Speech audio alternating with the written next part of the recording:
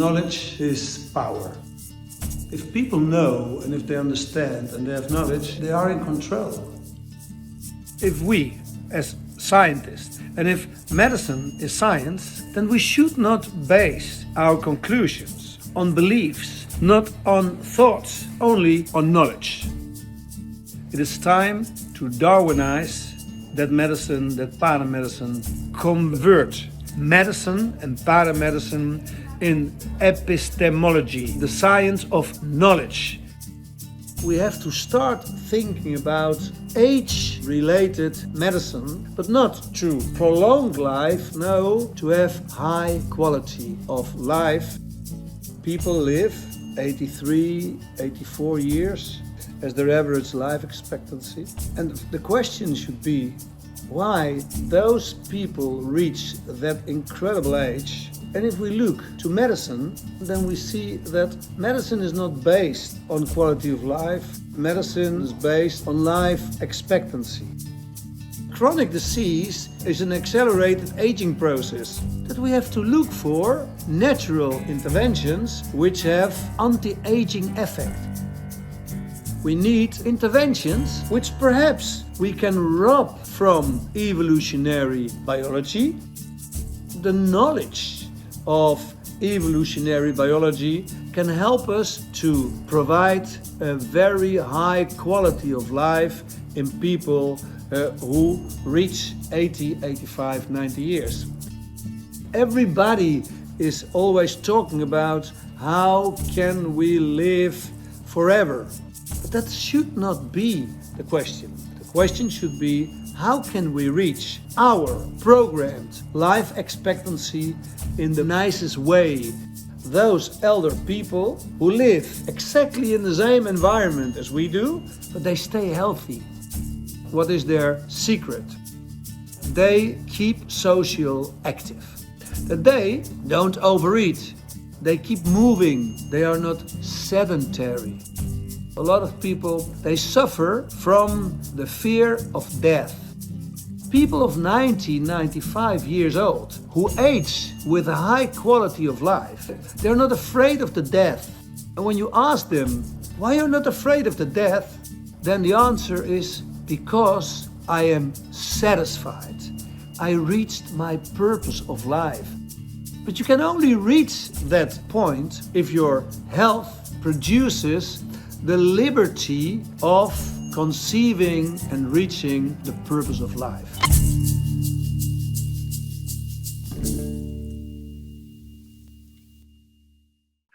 Leo, fantastic to have you on Speaking Naturally. We're going to have a really interesting conversation. I don't think you ever engage in conversations that are not interesting. So can we just kick off, Leo, by just you giving a little bit of your background, where you come from, because we're going to be looking at from a PNI psycho-neuro immunology perspective, but love to have a little bit of background to kick off. Okay, so thanks, Robert. I think it's going to be a real interesting conversation. I hope it's going to be a discussion, because that's nicer. Exactly. A little bit conflictive discussion. That would be the good thing. So my background is, I'm Leo Pruimboom. I have a PhD in clinical psychoneuro immunology and evolutionary medicine. My background is, I'm a medical physiologist and biochemist. I also studied physiotherapy. I have 4 kids. And this year in March, we will celebrate 35 years of the origin of clinical psychoneuro immunology, not psychoneuro immunology, because that's not ours, but the clinical part is. And we have only one purpose, I think, with that is make that science, which is a philosophy. It's not a therapy. It's a science. It's a philosophy, basic to all medical and paramedical disciplines. So that's the only purpose we have. Very small, not at all ambitious, and that's. Leo, just let's start with that. So obviously, when you bring together the notion of clinical with psycho-neuro immunology, you're bringing together three super systems in the body. How does that change perspective on human beings and health compared with, say, a siloed mainstream lens, or even perhaps a holistic alternative lens, whether it's through traditional systems or more recent modalities of alternative medicine? How does that change the perspective? Look, obviously it's called Psychoneuro Immunology, and that's the only reason for that is that we had to make it short. But the reality is it's psychoneuro socio-endo-metabolo-immunology, which connects the 6 big systems, which communicate at every level in the human body and with the environment. So, and it also, you have a very strong recognition of the importance of evolutionary biology perspective as well, don't you? Obviously, without evolutionary view, it's very difficult to understand the proximate problems of us, of plants, of whatever animal. So if you only look at health and disease through a proximate view, you miss so many details. And I'm calling them details to not exaggerate, but those details, they determine the way we cope with the modern environment, the modern life, which is not the best life Homo sapiens ever lived. We're going to get into that. I want to start with a really basic question, and I posed this to a group of 150 or so practitioners a few weeks ago, and had people scratching their head. And it's an interesting idea to get a perspective on what life is. We know that living systems tend to be wet and squelchy. We know that they have nucleic acids that have turned into very elaborate patterns that contain genetic information. We also understand the differences between mobile genetic elements and viruses that contain the genetic elements, but then rely on an organism for replication. So when we think about what life is, from your perspective, what the hell is life, Leo? I don't doubt about my answer. So life is energy. That's why I always say it's all about energy. If you look at the probability of how life started, it definitely did not. It can never have started on Earth on its own. It was impossible. If you look to the abiotic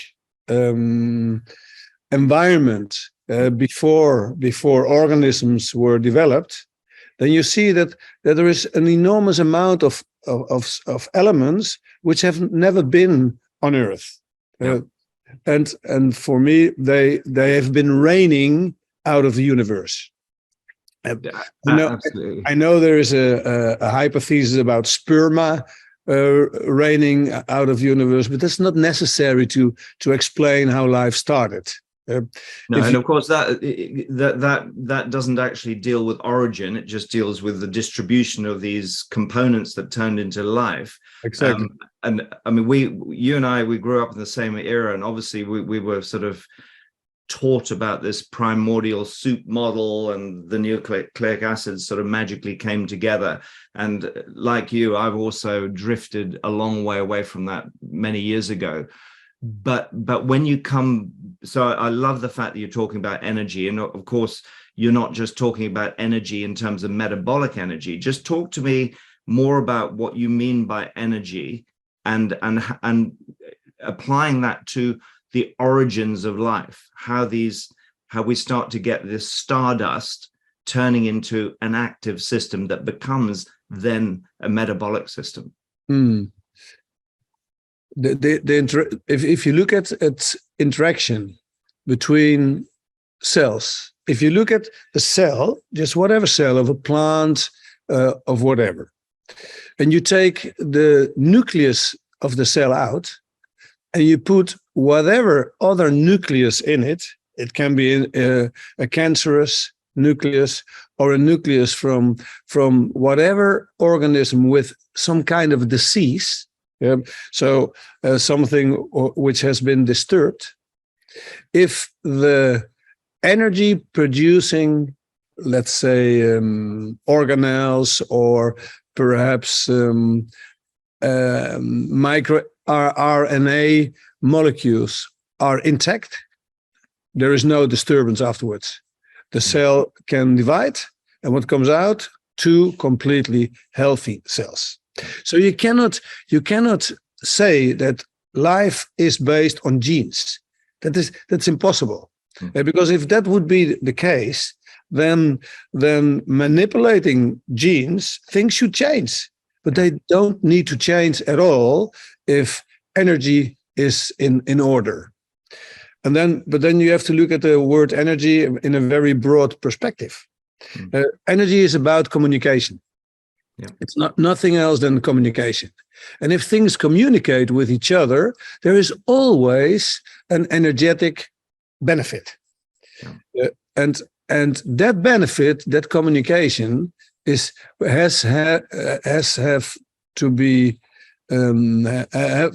to have been relevant to the origin of life. I know that you're going to ask me about ET.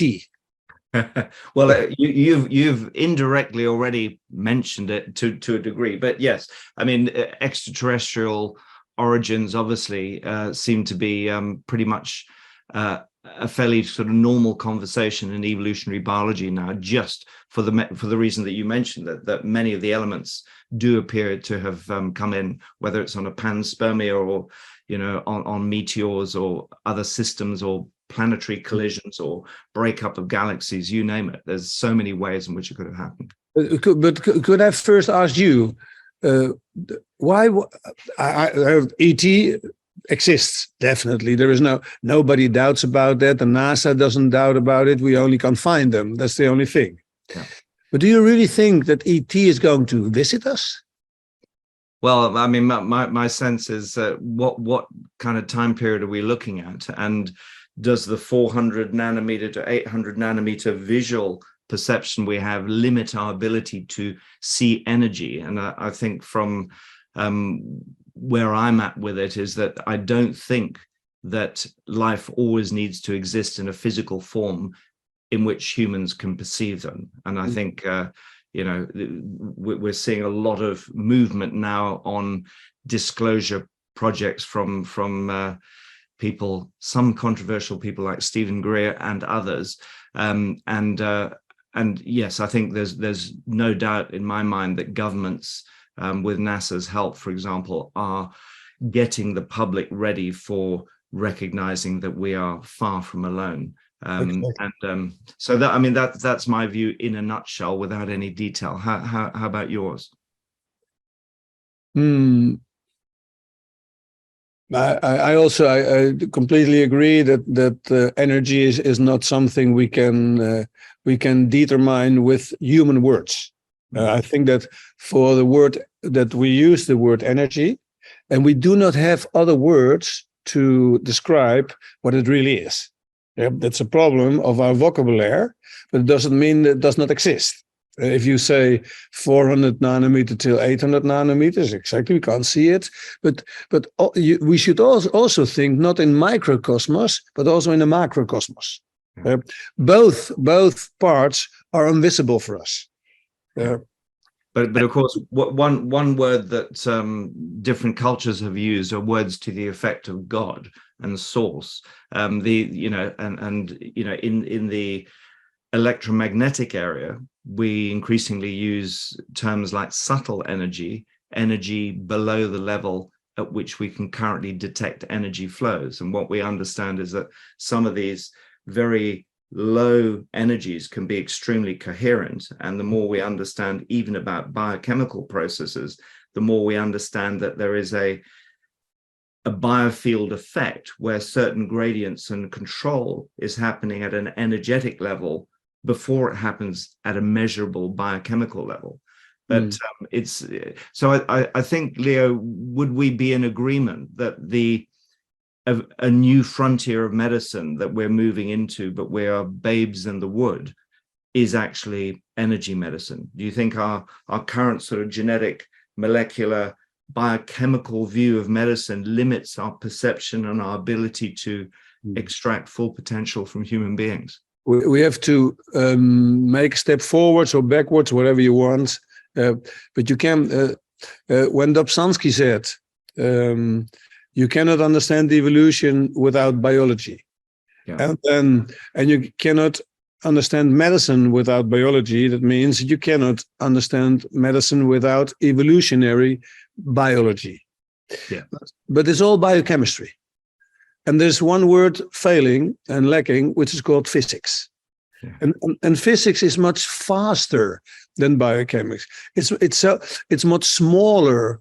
Things on a physical level, they start on a non-visual view, and so you perhaps you can measure it, but we cannot even measure very small tumors. So how could we measure all those very, very small physical things? So 100%, yeah. And that's why we have to add to Dobzhansky's definition the word quantum biology, which means and biophysics. I mean, biophysics, quantum biophysics. Yeah, that's the word. That's the word. Yeah. Exactly. Quantum biophysics, and that means movements, because that's it. That's energy. Energy is nothing more and nothing less than movement, communication between protons, between antiprotons, but perhaps protons are not the smallest atoms, things in life. Perhaps there are even smaller things, not on a nanobiology level, but on a pico-nanobiology level, which is so small that we have nothing to measure that. Yeah, scale is a limitation that we have. We have a problem with the scale is too macro or too micro, because we're not, and we have, just tell me, on coming back to more conventional ideas of evolution and the role of viruses. I'm fascinated by the fact that we could have had a global population put into a place of fear about one virus that largely, everyone has agreed is likely to have emerged from gain of function research. However, we have hundreds of thousands of different viruses and many more to be discovered, many in the oceans, many in aerial and terrestrial environments. And we have mobile genetic elements as well, parts of viruses that seem to. Now, the vast, I think out of these probably millions of different viruses, there are only about 200 that have ever been associated with disease. So we have to say most of the time they're benevolent, or they're, mutualistic or commensal. Could they play an important role in evolution, this idea of genetic exchange between organisms? Look, if you see the big smokers on the sea, in the depth of the deepest oceans, where incredible hot water comes out and reacts with the cold water with a very high pressure, that you can see there that elements are converted in a kind of a virus. So it's not that difficult to understand. I think that there have to be, I don't think million, I think billions of viruses. If you see in Nepal, the glacier, which is disappearing, they already found in the disappearing ice 15 million different viruses. The SARS-CoV-2 thing, it's just one of those SARS-CoV viruses in that glacier, and we have been investigating. I really do not doubt that the SARS-CoV-2 virus comes from there, from from glaciers who conserve viruses, because viruses love cold and dryness. So you don't think it came out of a bat cave and then was fiddled around and engineered in a Wuhan? No, I think it comes from that glacier, and perhaps afterwards it has been manipulated. I don't know, but it has a natural origin, and why not? If you look at all the viruses we are discovering, is what you say. There are only a few producing illness. Now, look at your genes. 97% have a viral origin. Yeah. There is one moving around which is called Hermes, and that thing is responsible for the production of the placenta. Yes. And that has become a human mRNA virus, which is part of our DNA. Yeah. And what is happening with SARS-CoV-2? I don't know if you already have found that, but SARS-CoV-2 is capable of infiltrating our DNA. Yes. If people have been vaccinated 2 or 3 times and have suffered the disease 2 or 3 times, the probability that the virus is now part of their somatic DNA is very high. Yes. So the virus is searching for being a friend of ours. And when we first reported on that, it was we were accused of releasing misinformation. Yeah. One of the things we were looking at very early on. Yes, absolutely. So obviously the virome becomes ever more important. We understand less about it than the microbiome that's associated with bacteria.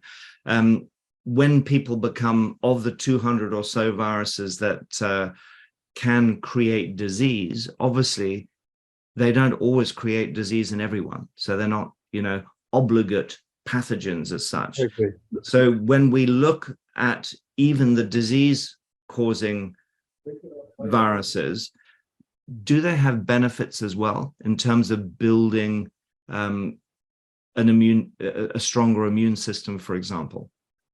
If you look at the people who are infected, and I don't know if that's the good word, are infiltrated by a virus which can produce disease in person X, but does not produce it in person Y, means that there has to be some benefit behind that infiltration. People who say that life is only life when it can proliferate independently, then they say that the virus is not a living thing, which I think is very, very, very far away from the truth. Because if you see the strategies with which viruses can hijack our immune system, that is intelligence. And energy, for me, is the same as intelligence. So they are intelligent. It's not a random process, is it? There is a deliberate direction of communication, if you like. Yeah. I love that idea of talking about energy as a communication. So on that point, I think you and I have got a very similar view about the fact that when we look at health, we're looking at something that's a long way away from just the absence of disease, and resilience in its broader sense, physiological, psychological, metabolic, etc. Resilience is something we're looking for. And you're arguing that people are becoming less resilient. You talk about Homo sapiens fragilis versus Homo sapiens robusta.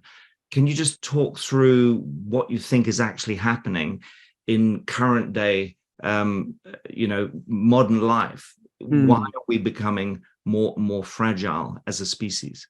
Yeah, look, if we just look to the last 2,000 years, you don't have to look further back, and you see that only till 250 years ago, we had to adapt to evolution, to environmental changes. We've always adapted to that. We never, ever lived a life in which the environment was adapted to us. Homo sapiens did that. Homo sapiens changed the sequence of evolutionary biology, said, no, this is going to kill us. So what we have to do by intelligence, as if we were more intelligent, we turn it around. We produce an environment which is comfortable for us, which is really the highest purpose, the biggest purpose of evolution. Evolution, we want to survive and reproduce. And to be very honest, we have done that. It's incredible how intelligent we seemed to be. Let's say, but what we have done is we went over an edge. So, which means that now we lack all those triggers which made us anti-fragile. I don't think that the word resilient covers the content, because resilience has still an adaptive function. So it's not innovative. It is the use of old, already known survival strategies. But in evolutionary way of thinking, those changes, they happened through a period of 30,000 years, not in 2 years or 50 years. So we had time to adapt, and we developed. The organisms develop innovative solutions when they suffer more than 3 challenges at the same time. Look at how we treat bacteria. Look at how we treat cancer. They're all triple treatments nowadays. Because if you do not use a triple treatment, the bacteria is capable of escaping. So you need at least 3 treatments to prevent resistance. But the other way around is the same thing. If you suffer more than 2 challenges at the same time, you develop so-called energetic, innovative strategies. We are not doing that anymore because we don't suffer known problems, which we have always suffered, and which then produce those innovative metabolic strategies, energetic. We've been, just to play devil's advocate, we've now had the arrival of technology. We've got the arrival of the digital age, and we've got levels of psychosocial stress that are probably off the scale in terms of what we met. But are you suggesting that the time available and the change in the kind of stresses that we're exposed to means that if we look at the rise in incidence of mental health challenges amongst the younger population, that would be an indicator that we're not well adapted to this environment? So you're saying essentially there hasn't been enough time, and then the nature of the stressor keeps changing, so we can't innovate around it. If you look at the type of challenge, they have got nothing to do with survival, nothing. And if it's got nothing to do with survival, you are not going to adapt. Those changes we suffer from now, they only produce disease. But we die at 60 years of age, so you don't need any evolutionary adaptation, because we already reproduced. So that's why they are not challenges. They are distress factors. They don't make us stronger. The thing is, they are a kind of a psychological trauma. A psychological trauma, because it's the following thing: we don't think anymore because of thinking.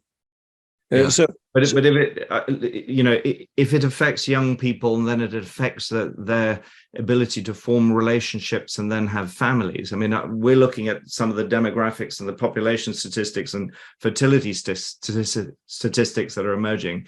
there's a disturbing trend that's beginning that could have a survival impact, but we're really measuring it over the last few years. Good thing. But but it will still take a few thousand years. Yes, exactly. And so, I don't want my kids. I don't want my kids to be part of that evolutionary competition.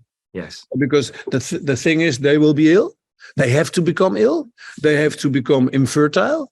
They have to die at time, not too late. Yeah. And then we could adapt in an accelerating way. But perhaps we can do the same thing without the need to suffer disease, without the need becoming infertile, because perhaps we can use triggers, challenges, which is a vaccine against modern life. Yeah.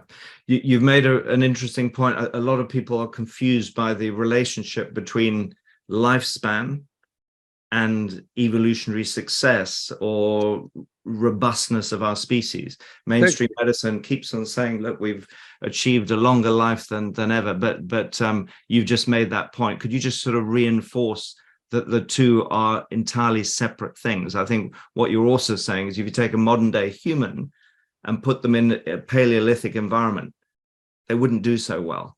No, they don't survive. Yeah. And that's what you mean by robustness. That's the kind of robustness. And let's flip it. Can we build a degree? Will our genotype, is there enough information within us to be able to transform our outcomes so that we can all become more robust? I think that robustness is a plan, which is the default plan.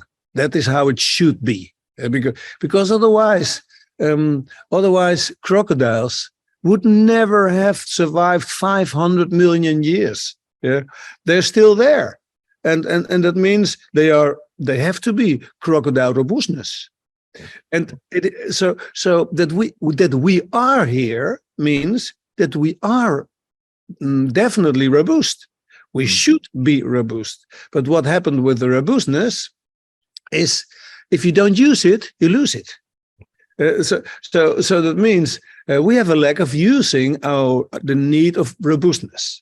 Yeah. And so it's not that difficult to reactivate a default plan, because it's a default plan. Yeah. Nevertheless, the hypothesis that we only change 0.1% at a genetic level in the last million years, that is perhaps true, but it is not true that means that we haven't changed. If you see the genes that changed, that were only 27 genes, it's not more. But if you look at those genes, then you see, wow, no, they have made a huge impact in a new species. So I don't believe at all that we are still Paleolithic. Not at all. We really have become Homo sapiens robustus, not Homo fragilis, not Homo erectus. We are different species, and we are not able to survive circumstances, and it doesn't matter which we had to survive before. But that is not important. What is important is, how can we reactivate the robust phenotype in a modern society in which quite a few, let's say, health attacking risk factors are out of our influence. I would love to have influence on air pollution, but the thing is, I am now sitting in a garage and I'm inspiring an enormous amount of nanoparticles, but it does not affect me, I know for sure, but because I've become more robust again. Yes. No, look, fantastic. The mainstream medical system and public health like to talk about this idea of disease prevention. That's what we're kind of shooting for. Some of us are sensing that if we focus on that disease prevention and we use markers, disease-based markers, we actually don't create health. We don't regenerate health. From your perspective, how different are these strategies? We get some people saying, look, I think you're just using different words for the same thing. But from a CPNI, a clinical psycho-neuro immunology perspective, can we regenerate health, and do we do this in a different way from the kind of standard public health disease prevention approaches that are out there? Yeah, I think that the best thing is to just use an example. If you look at the IARC, the cancer risk factors, they say red meat is cancerous. And they say, so to prevent this cancer, you should not eat red meat. And then I ask, is that true? Okay, that is perhaps cancer prevention in an environment in which that red meat is perhaps not so good. But let's turn it around. To stay healthy, the first thing you have to take care of is a very healthy brain. If you do not nourish the brain with all the essential things it needs, then you cannot even prevent disease. So to stay healthy, then the first thing is use nutrition as a structural way of thinking. So without meat, we would have a lack of arachidonic acid. And people say, oh, but then you eat plants. Now we cannot produce arachidonic acid from plant oil. So if you look at that, then at once that red meat is not cancerous anymore. No, it maintains health, which is not the same as prevent disease. Good point, because so many people are locked into this notion that red meat exists as a protein source, not as a fatty acid source. From there, what are your views on lab-grown meat?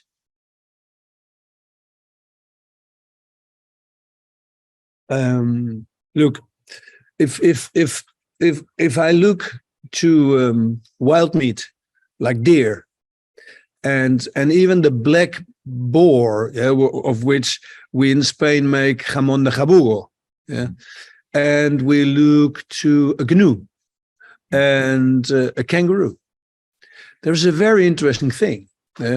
One of the substances in red meat, but only in red meat, which we have grown, which we have domesticated, there is a level of a sugar which is called NOI5GC. That sugar, when it reaches a certain amount in red meat, definitely produces a postprandial inflammatory response, without any doubt. That it has been proven in healthy and non-healthy people. Then you let people eat kangaroo, and you let people eat deer, and there is no inflammatory response at all. Why? Because the NOI5GC level is so low that it doesn't affect us. And what is logical is that we have eaten that. If we start agriculture and start domesticate cows, goats, sheep, and pigs, and we measure the level of NOI5GC in those 4 animals, they are incredible high. You know what that means at an evolutionary level? We have never eaten them. We have used them for the milk. We have used them as our pets, but we have never eaten them. It's impossible that we have started eating them. So we started eating them much when we killed all big mammals. And then we said, okay, now we're going to eat our pets. Those animals, because they were easy to domesticate. Of course, they were easy to domesticate. Those animals, we should drink the non-pasteurized milk of them, because that's how they were in our benefit and we were in their benefit. That was a good thing. But if you do not eat red meat from a wild source, you're really going to have problem in the development and the function of your brain. Start with in this life, we can do all kind of things, but make it stupidly simple, as Einstein already said. So first make your nutrition your medicine.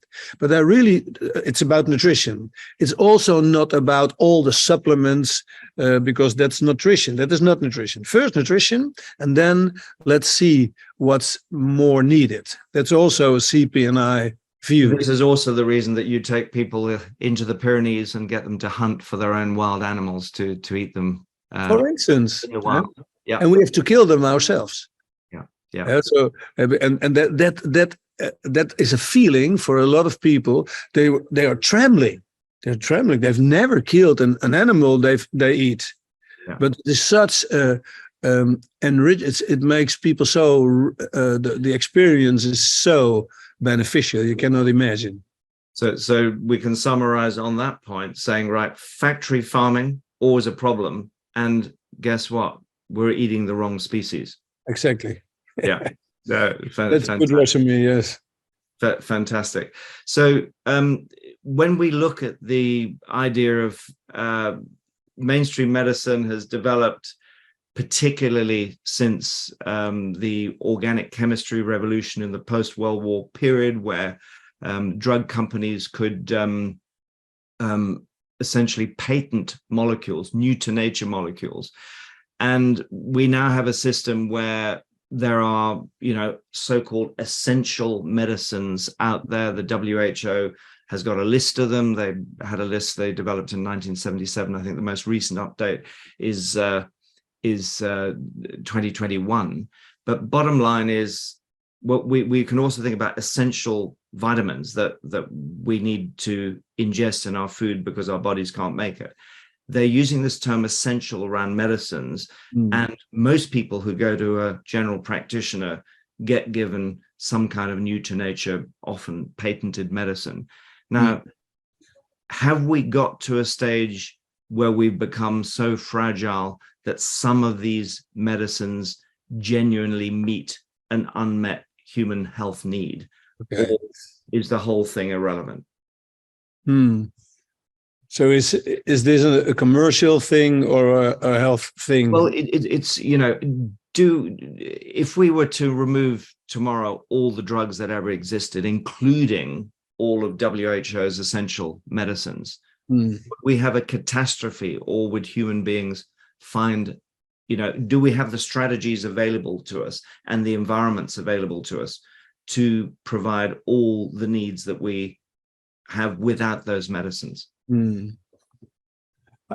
I think that you're asking a question which are four sub questions. So I'm going to answer those sub questions because the question is big.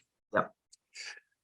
The only way to find out is doing the following thing: is comparative medicine between us and people who still live a human life, and see what challenges they survive and how do they survive them. Yeah, compared with us. Yeah, but it's a very difficult comparison because we live in a very toxic environment and they live in another environment. Yeah, so it's not a real comparison. You're looking at people who still live in indigenous sort of tribal societies, for example.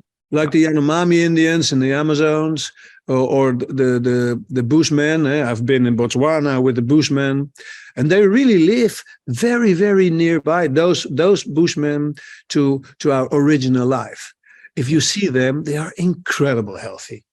But if they're ill, they do something. It's not all spontaneous curing. If they're ill, if they have diarrhea, if they have an infection, and they have a lot of infections, they search for plants and herbs to cure themselves. So the use of nature as a medicine is nothing new. I definitely know that aunts who get ill, they also search for all kind of micro substances to cure the whole tribe. So looking for medicine is nothing new. I think that's part of evolutionary biology. But they are also, if you like, more epigenetically adapted to those kind of environments. You could argue that we are perhaps more epigenetically adapted to this modern day polluted, contaminated, crazy world that we live in. Yeah. And is that why we actually need some of the medicines? Ironically, the WHO say they need a lot of those medicines to use in places like sub-Saharan Africa, Southern Asia, South America. That is the opposite, of course, but because that is obviously a beautiful market of innocent people, of naive people who think that paracetamol is better than using a herb. But the word essential would mean young people, healthy people with a flu, with some infection. Do they need a medicine? Probably not. Yeah. But there is one thing we should not forget: is people become too old, and for me that is too old. And then there is a moment that that tissue is not. You cannot recover it anymore. Terminal state of diseases. There, perhaps, those medicines are essential, but not for the maintenance or the recovery of health. No, just for postponing death. So we have a big problem in society in the sense that there's still very few people who live, if you like, an industrialized lifestyle, who are able to think that the real medicine relates to their behavior, their choices, what they're eating, how they're choosing to rest or sleep or recreate or interact with other people or manage stress. That's the real medicine. And that is, of course, a big part of what you are teaching in clinical psychoneuro immunology, is it not? We talk about the big 13. A few years ago, it was big 8, then it became big 10, and now it's big 13. Yeah. Things, such a small little thing like naturalizing, which is it's a word with an incredible content, because it only means that when you once in a while enjoy a forest, then you already are more protected against an enormous amount of diseases. Naturalizing. You can never compensate the benefit of nature with whatever so-called essential medicine. Yeah. Nature is essential. Medicines are a therapy, which is not the same thing. Yeah. So I don't need to be healthy. I don't need any medicine. But I don't even need a supplement. I only need to take care of the big 13. Naturalize, socialize, think once in a while, feel, and give yourself permission, sleep, eat, and breathe. Yeah? And perhaps only 3 of the big 13 needs therapy. I'm going to give you one example. Light pollution. Light pollution is the most important cause of restless legs and Parkinson. 2 big diseases which are becoming pandemic, which is logical because there is no darkness anymore. Yeah. There is hardly Parkinson in Patagonia and the south of Argentina. You know why? There's no light pollution. So how can we get rid of the light pollution? We cannot do that anymore with only lifestyle interventions, because of the fact that the light pollution is so big that if you do not use blue filter glasses, which is a medicine, which is a therapy, the light is going to affect all kind of parts of your health. So that's a therapeutic need, but it does not mean that I need a month to go to sleep. No, I mean, that is a lovely separation, and I think what we're saying here is that the use essential by the WHO is misleading. But you're absolutely right. Therapy. So let's go on to looking at what we're doing to our children in terms of building that incredibly sophisticated immune system. The view is that we need to be shooting them up with, ever more vaccines. The technology, the platforms being used for them is changing. We've now got, DNA recombinant technology. We're moving into mRNA as a technology. Does the same thinking apply, that we should just be rolling our kids around in the dirt and allowing them to mix and share their microbiomes with one another? Or are we so weak that there is some value in priming, which is the view that's taken, the immune system with childhood vaccines? If you see the so-called hygiene hypothesis, which many people interpret completely wrong, because the hygiene hypothesis does not mean that you should not wash yourself anymore. You still have to wash yourself. And if you live in a city like New York, it is good once in a while to use soap. Really, believe me, because all the nanoparticles in your skin, if they penetrate, come in your brain, that's not good for you. That's not good for yourself. Rather not. So once in a while, wash yourself is a good thing. That's not about hygiene. Hygiene means the lack of contact with old friends, like an old friend. Like Helminth, and an old friend like Streptococcus misis from a forest. An old friends, we lack old friends, and what we have done is, because of crowding humans, an enormous amount of new and I do it like this: enemies are now part of our natural environment.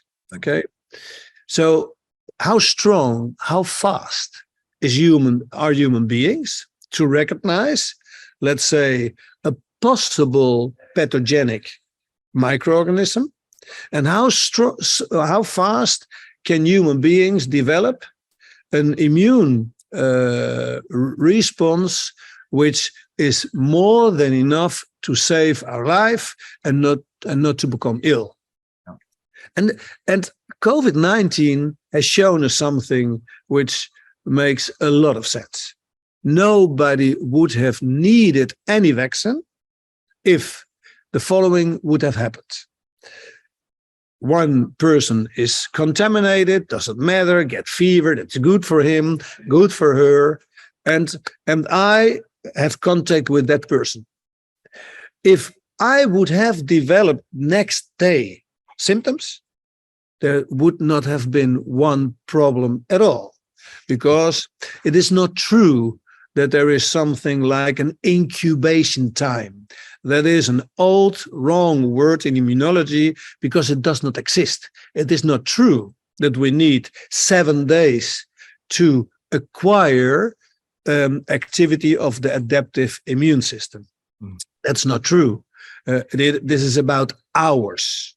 So a normal, non-fragile person can mount new antibodies in 24 hours without any problem. And they then do that on the innate side of their immune system, which I think no. It's about a cell type, which is the bridge between the innate and the acquired immune system.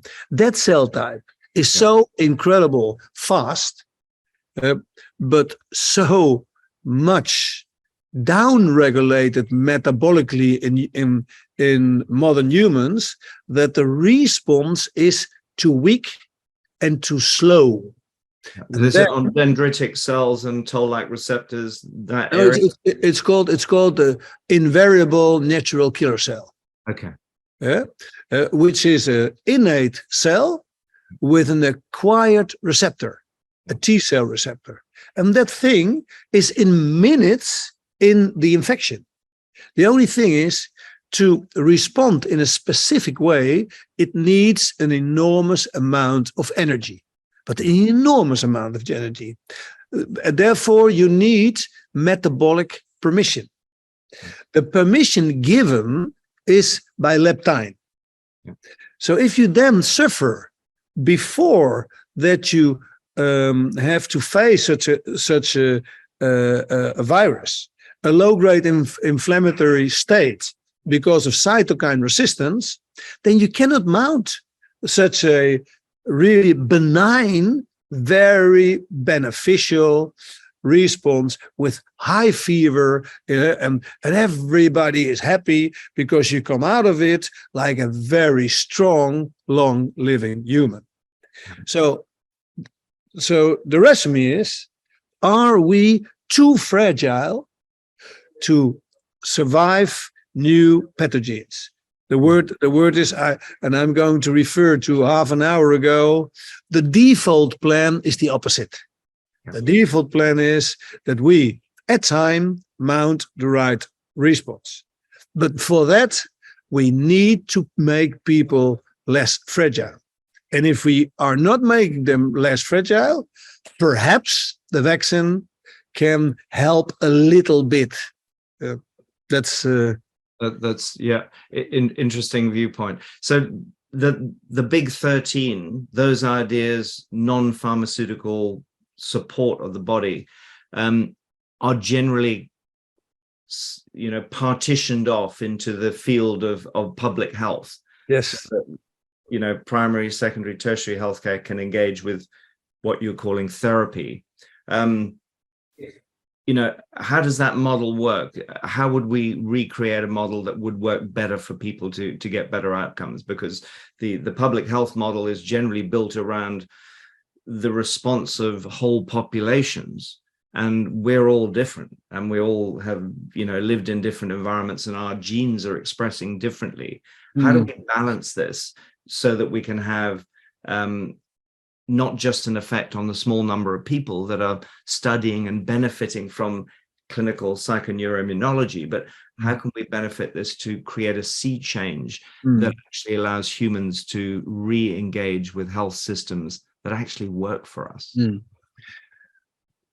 If you look at worldwide in developed countries, the governments using lifestyle medicine as preventing part of let's say public health politics, then the first thing where things go wrong is the fact that the way you transfer knowledge has to be personalized, and it cannot be universal because of one simple thing: how far people still have their free will when, for instance, at the level of the hypothalamus, they suffer leptin and insulin resistance.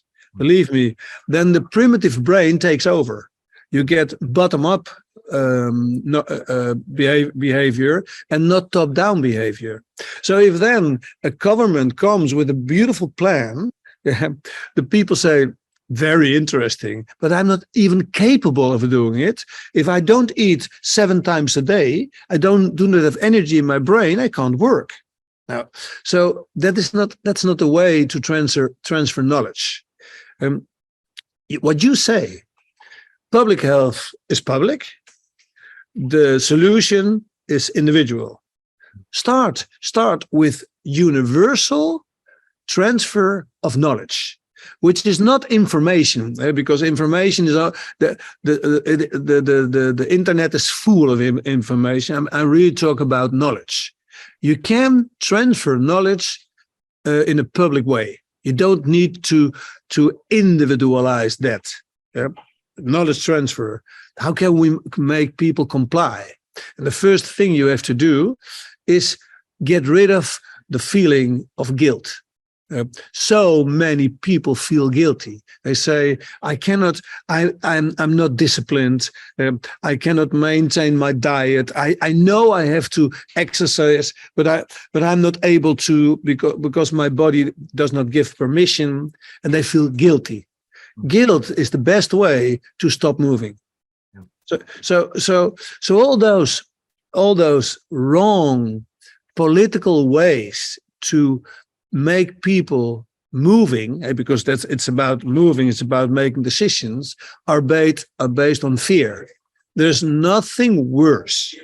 Yeah, there's not a worse way to produce compliance than the use of fear. We learned a lot about that over the last 3 years. Exactly, and we've seen that that does not function.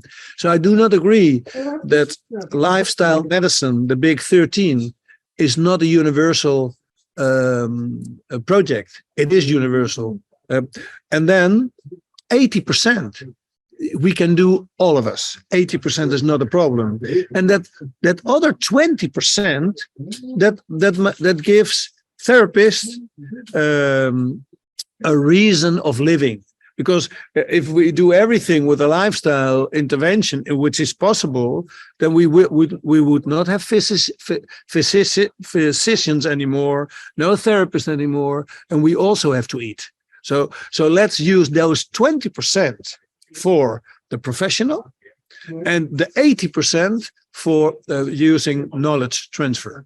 Right. Well, that means the knowledge transfer has to be the right kind of knowledge transfer, and that's something that absolutely you're engaged with clinical psychoneuro immunology. We're engaged with it as a non-profit, and we're talking. While we might have a few differences of opinion, the basic thrust, and particularly putting nature at the heart of it and understanding our relationship with old friends.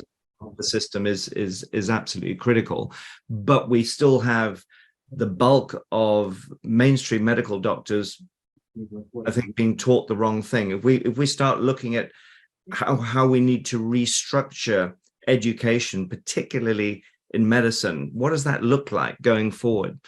Think next few decades. How can we do that? Do you think there will automatically come a point where the wisdom of humankind will get the better of the profit-driven motives that have turned a lot of certainly general practitioners into drug company sales reps? The change is not by re-educating the doctors. The change is by educating the end consumer. It is the demand producing the change, and not the change producing the demand. The niche is there. People are fed up with all kind of specialist treatments. People know that if they have a high blood pressure and skin problems and depression and cannot sleep, that they have to have something to do with each other. So they're fed up. But so much that a lot of people are now searching for pseudo scientists. Yeah. And that's a pity, because we have in the complementary so-called alternative part of health in the health system fantastic professionals, but they are mixed with pseudo scientists. So what's happening is that the people, they have lost their brain. They don't know where to go anymore. It is one hell of a chaotic world, yeah, in which nobody knows where he or she wants to belong to. We were together at the Congress of Integrative Medicine, and I asked the organizer, look, it is full of stats with all kind of supplements. Why did you not invite Johnson & Johnson? Why did you not invite GlaxoSmithKline? And he said, no. I said, but this is exactly the problem. If you polarize, polarizing is good. Polarizing is good to change something. But you have to start a real discussion. Feminism was a need to produce the conflict and to start to discuss all those stupid things men, not women, invented about gender, that there would be a man and women and all kind, that the difference would be so big. Now we know that is a thing which is imposed by men. There is not so many difference between women and men as we think. The same here. If we want to change something, then we should revolutionize the end consumer, and they are capable of producing the change. No, that's fantastic. Leo, it has been amazing to talk to you. I think a lot of people who are listening to this, both sides of the pond, are going to be really interested. We're going to have links to what your institute is now teaching in the field of clinical psychoneuro immunology. Just very briefly, you've talked about the importance of the end consumer. Do you need to be a practitioner to sign up for one of your courses? What are the entry requirements? Look, it is our study is an official master of the Pontifical University of Salamanca. So the master title you can only get if you have a medical or paramedical background. Mm-hmm. Nevertheless, the people are interested in the materia, and if they, although they perhaps they are naturopath, which I don't know if our university is going to accept, doesn't matter. If they do not have a bachelor, but they are nutritionist, or in England, a lot of natural therapists, they are welcome, obviously. And the end consumer is also welcome, but cannot get the master title, obviously. But they can run the course. And how long does the course run for? It is, it are in total 18 modules. Of a few of them are 4 days, immunology, diagnostics, and the P and the PNI, and the other one are 3 days. It's hybrid, so that means the first 6 days are always live. The first international course is going to start in London next year, but every year we will do the first 6 days in another city, wherever over the world, in Sydney, in New York, in Abu Dhabi, because we want to. We are already in 16 countries now. This is the first time that we're going to do the international course. And we want to reach out to all English-speaking people worldwide. It's very exciting. And will people get a chance to go hunt wild animals and eat them with you? Of course, because we have the Intermittent Living project. We do that in Peru, in Patagonia, in Sweden, in Spain, and a lot of it's an incredible project. And the only thing I can say is, if you have done it once, you want that reset every year, because it is really a change of living. Fantastic. Leo, it's been amazing to talk to you as always, and we look forward to working more together as we move forward in this huge reorganization of how humans do healthcare. Okay, thank you very much, Robert, and I hope that we have another discussion soon. Thank you, Leo. Thank you.